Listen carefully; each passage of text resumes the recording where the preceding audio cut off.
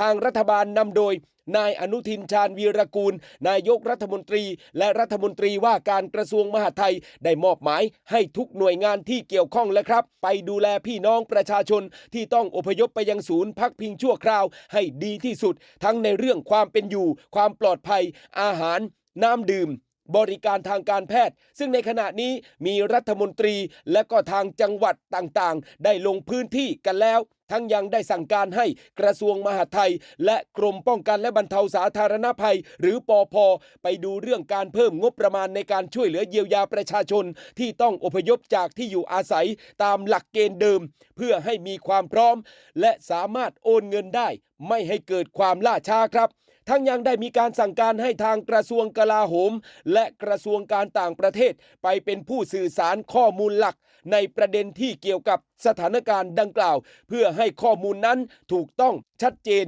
และเป็นเอกภาพเป็นไปในทิศทางเดียวกันครับนายกรัฐมนตรีก็สั่งการให้กระทรวงกลาโหมกองทัพดำเนินการเพื่อปกป้องอธิปไตยและก็ดูแลความปลอดภัยของประชาชนอย่างเต็มที่พร้อมระบุนะครับว่าเราต้องให้การสนับสนุนแล้วก็ให้กำลังใจเจ้าหน้าที่ผู้ที่กำลังปกป้องอธิปไตยและแผ่นดินของเรากันเยอะๆนะครับ